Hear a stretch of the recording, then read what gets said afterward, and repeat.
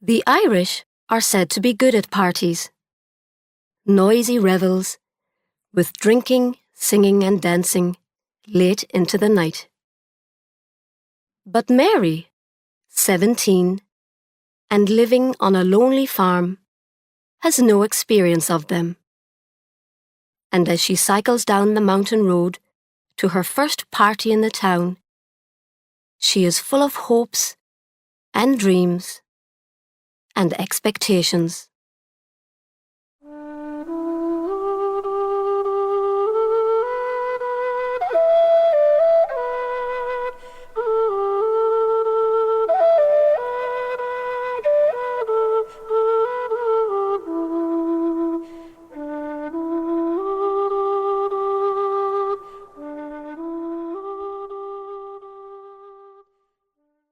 Mary hoped that the ancient front tire on the bicycle would not burst. Twice she had to stop to put more air in it, which was very annoying. For as long as she could remember, she had been putting air in tires, carrying firewood, cleaning out the cowshed, doing a man's work. Her father and two brothers worked for the forestry company, so she and her mother had to do everything. And there were 3 children to take care of as well. Theirs was a mountainy farm in Ireland, and life was hard. But this cold evening in early November, she was free. She rode her bicycle along the road, thinking pleasantly about the party. Although she was 17, this was her first party. The invitation had come only that morning from Mrs. Rogers, owner of the commercial hotel. At first, her mother did not wish Mary to go. There was too much to be done, soup to be made, and one of the children had earache and was likely to cry in the night. But Mary begged her mother to let her go. What use would it be? Her mother said. To her, all such excitements were bad for you, because they gave you a taste of something you couldn't have. But finally, she agreed. You can go as long as you're back in time to milk the cows in the morning, and don't do anything foolish, she said. Mary was going to stay the night in town with Mrs. Rogers. She had washed and brushed her hair, which fell in long dark waves over her shoulders. She was allowed to wear the black evening dress that an uncle had sent from America years ago. Her mother said a prayer to keep her safe, took her to the top of the farm road, warned her never to touch alcohol, and said goodbye. Mary felt happy as she rode along slowly, avoiding the holes in the road, which were covered with thin ice. It had been very cold all day. At the bottom of the hill, she got off and looked back, out of habit, at her house. It was the only one on the mountain, small and white, with a piece of land at the back, which they called the vegetable garden. She looked away. She was now free to think of John Rowland. He had appeared 2 years before, riding a motorbike daringly fast, and stopped to ask the way. He was staying at the commercial hotel and had come up to see the lake, which was famous for the way it changed colour at different times of day. When the sun went down, the water was often a strange reddish purple, like wine. Down there, she said to the stranger, pointing to the lake below. Rocky hills and tiny fields of bare earth dropped steeply towards the water. It was midsummer and very hot. The grass was tall, and there were wild flowers, blood red, close to their feet. What an unusual sight, he said, looking at the lake. She had no no interest in views herself. She just looked up at the high sky and saw that a bird had stopped in the air above them. It was like a pause in her life. The bird above them, perfectly still. Then her mother came out to see who the stranger was. He introduced himself very politely as John Rowland, an English painter. She did not remember exactly how it happened, but after a while, he walked into their kitchen with them and sat down to tea. 2 long years had passed since that day, but she had never stopped hoping. Perhaps this evening she would see him. The postman had said someone special in the hotel expected her. It seemed to her that her happiness somehow lit up the greyness of the cold sky, the icy fields going blue in the night, the dark windows of the small houses she passed. Suddenly, her parents were rich and cheerful. Her little sister had no earache. The kitchen fire did not smoke. Sometimes she smiled at the thought of how she would appear to him. Taller and more womanly now, in a dress that could be worn anywhere. She forgot about the ancient tire, jumped on the bicycle, and rode on. The 5 streetlights were on when she entered the small town. There had been a cattle market that day, and drunken farmers with sticks were still trying to find their own cattle in dark corners of the main street. As she reached the commercial hotel, Mary heard loud conversation inside and men singing in the bar. She didn't want to go in through the front door, in case someone saw her and told her father she'd gone into the public bar. So she went to the back door. It was open, but she knocked before entering. 2 girls rushed to the door. One was Doris O'Byrne.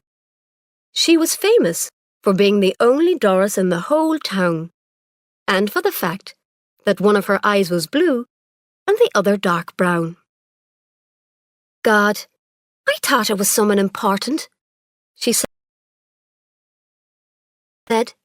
when she saw Mary standing there, blushing, pretty, and with a bottle of cream in her hand. Another girl. There were far too many girls in the town. Girls like Mary with matching eyes and long wavy hair. Come in or stay out, said Edna Duggan, the second girl, to Mary. It was supposed to be a joke, but neither of the town girls liked Mary.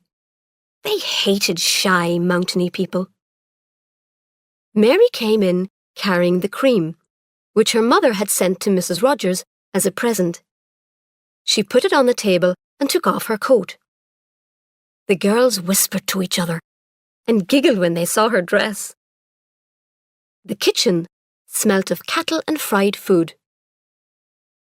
Mrs. Rogers came in from the bar to speak to her. Mary, I'm glad you came. These 2 girls are no use at all, always giggling. Now, the first thing to do is to move the heavy furniture out of the sitting room upstairs, but not the piano. We're going to have dancing and everything. Quickly, Mary realized she was being given work to do, and she blushed with shock and disappointment. She thought of her good black dress and how her mother wouldn't even let her wear it to church on Sundays. She might tear it or dirty it. And then we have to start cooking the goose, Mrs. Rogers said, and went on to explain that the party was for Mr. Brogan, the local customs officer who was leaving his job. There's someone here expecting me, Mary said, trembling with the pleasure of being about to hear his name spoken by someone else. She wondered which room was his, and if he was likely to be in at that moment. Already in her imagination, she was knocking on his door and could hear him inside. Expecting you? Mrs. Rogers said, looking puzzled for a moment. Oh, that young man from the factory was asking about you. He said he He saw you at a dance once. A strange one he is." "What man?" Mary said, as she felt the happiness leaking out of her heart.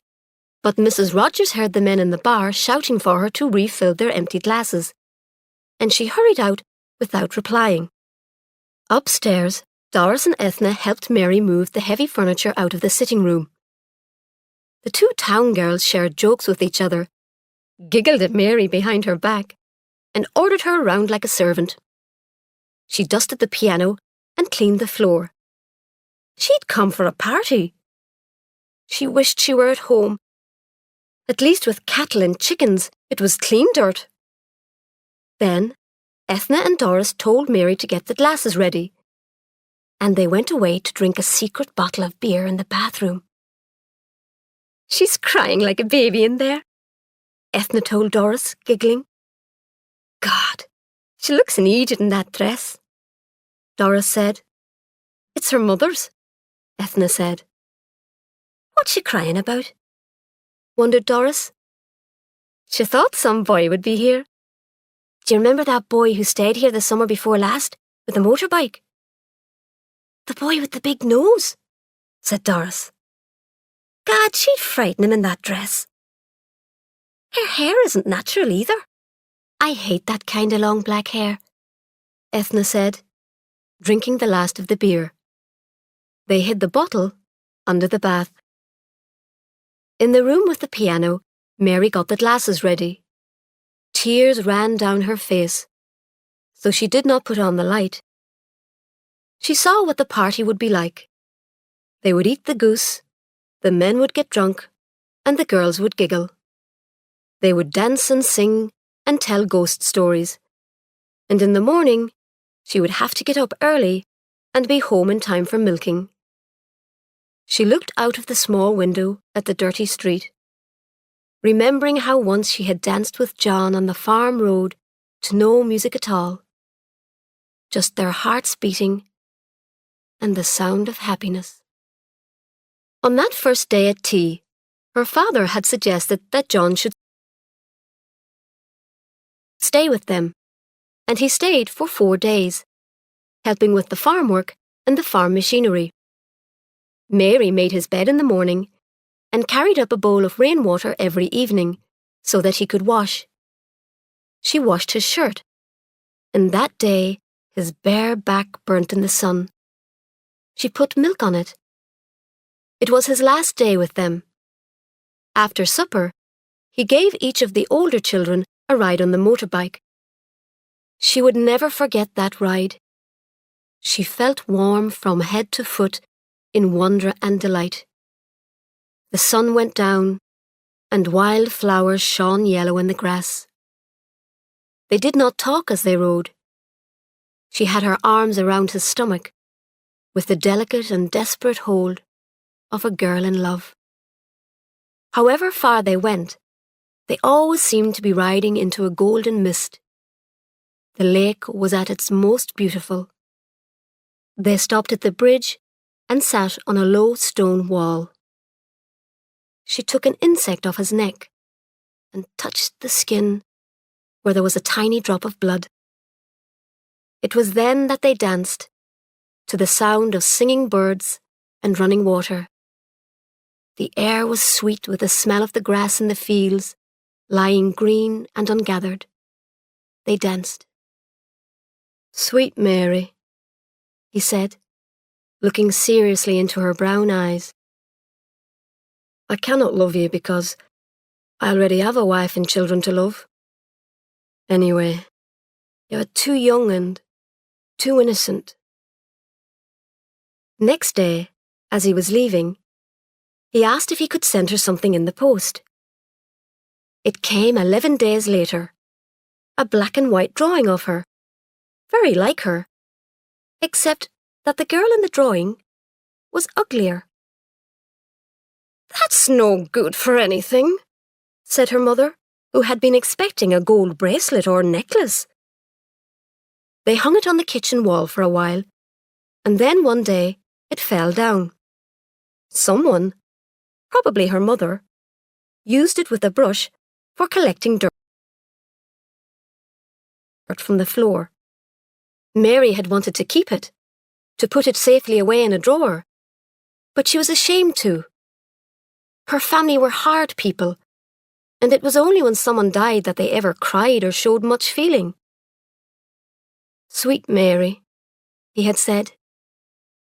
He never wrote. 2 summers passed. She had a feeling that he would come back, and at the same time, a terrible fear that he might not. In the upstairs room of the hotel, the men were taking off their jackets and sitting down to eat. The girls had carried the goose up from the kitchen, and it lay in the centre of the table.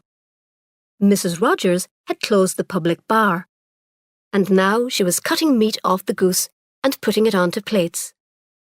She kept Mary busy, serving the potatoes and passing the food around.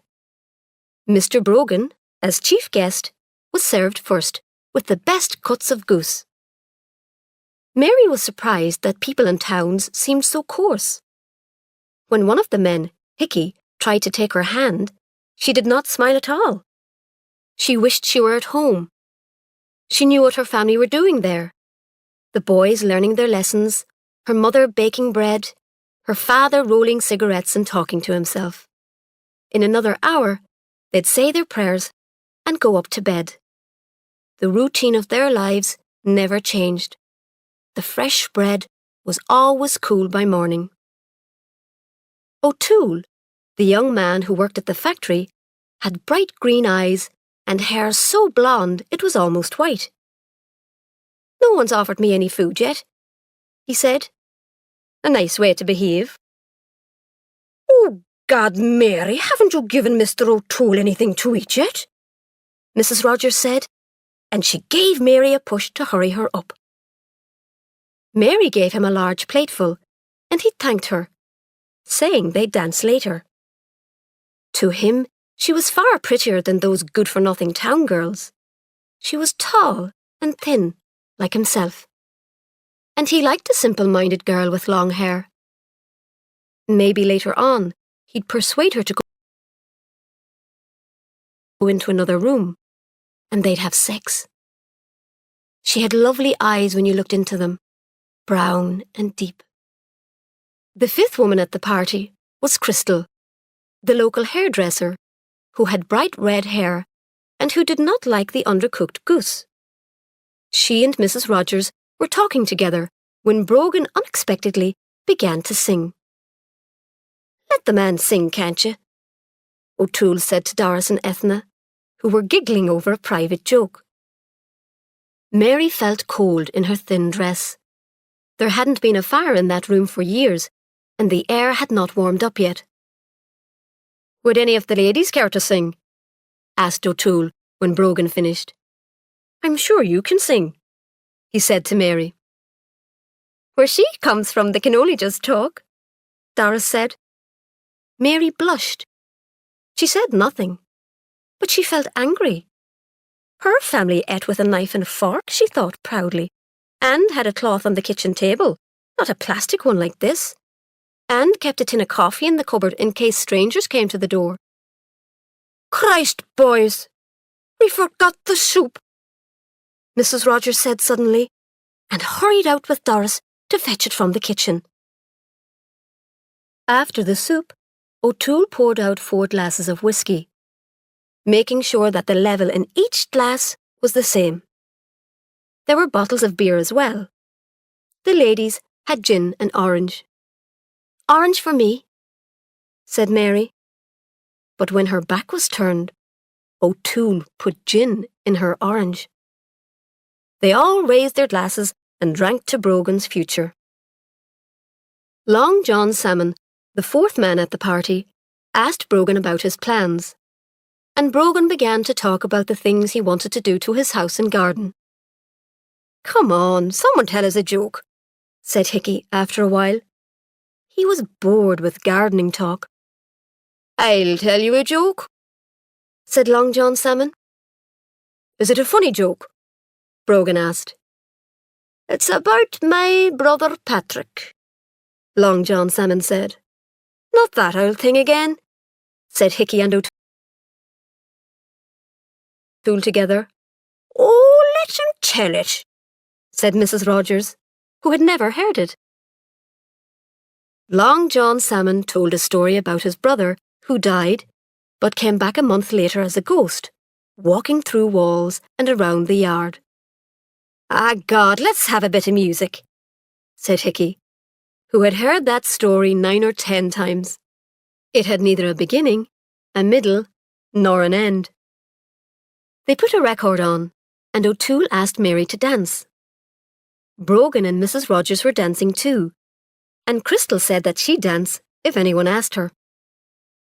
Mary felt strange. Her head was going round and round, and in her stomach there was a nice feeling that made her want to lie back and stretch her legs, a new feeling that frightened her. O'Toole danced her right out of the room and into the cold passage beyond, where he kissed her, clumsily. Inside the room, Crystal had begun to cry, sitting at the table with her head on her arms. Gin and orange always made her cry. "Hickey, there is no happiness in life," she cried bitterly. "What happiness?" said Hickey, who was full of drink. Doris and Edna sat on either side of Long John Salmon, talking sweetly to him. He was a strange man, but he owned a large fruit farm, and he was still single. Brogan, breathless from dancing, was now sitting down, with Mrs. Rogers sitting on his knees. The record finished, and Mary ran in from the dark passage away from O'Toole, who followed her in, laughing. O'Toole was the first to cause trouble. He became offended when Mrs. Rogers prevented him from telling a rude joke. "Think of the girls," Mrs. Rogers said. "Girls?" O'Toole said nastily. He picked up the bottle of cream and poured it over the few remaining bits of goose. "Christ, man," Hickey said, taking the bottle of cream away. Mrs. Rogers said it was time everyone went to bed, as the party seemed to be over. All the guests were staying the night at the hotel. The 4 girls were going to share one room. In the bedroom, Mary sighed.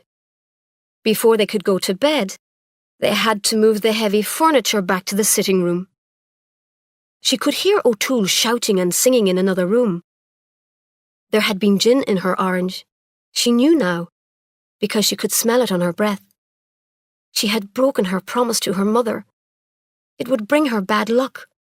"Ah, girls, girls," O'Toole said, pushing their bedroom door open. "Where's my lovely Mary? Come out here with me, Mary." "Go to bed, you're tired," Mary said. He caught her hand and started trying to drag her out of the room. She let out a cry. "I'll throw this flower pot at you if you don't leave the girl alone," Edna called out. "Stupid cows, the lot of you," said O'Toole. But he dropped Mary's hand and took a step backwards. The girls rushed to shut the door and push a heavy chest against it to keep him out. They all got into the one big bed, 2 at the top and 2 at the bottom. Mary was glad to have the other girls with her. "I was at a party. Now I know what parties are like," she said to herself, as she tried to force herself to sleep. She heard a sound of water running, but it did not seem to be raining outside. At sunrise, she woke up. She had to get home in time for milking, so she put on her dress and shoes and went downstairs.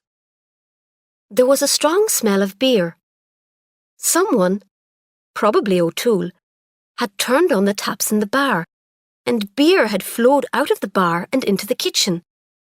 Mrs. Rogers would kill somebody. Mary picked her way carefully across the room to the door.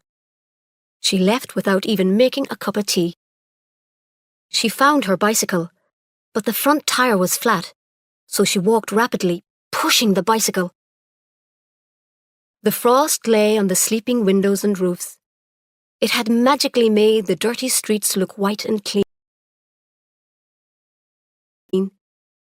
She did not feel tired, but simply pleased to be outside as she breathed in the beauty of the morning. Mrs. Rogers woke at 8 and got out of Brogan's warm bed. She smelt disaster instantly and ran to call the others. The girls were made to get up and help clean the floors. Hickey, who had by then come downstairs, said what a shame it was to waste good drink. O'Toole, the guilty one, had left early. "And where's the girl in the black dress?" Hickey asked. "She ran off before we were up," Doris said. They all agreed that Mary was useless and should never have been asked. "And she was the one who encouraged O'Toole and then disappointed him, so he got angry," added Doris. "I suppose she's home by now," Hickey said. Mary was half a mile from home, sitting on the grass. "If only I had a boy. Someone to love.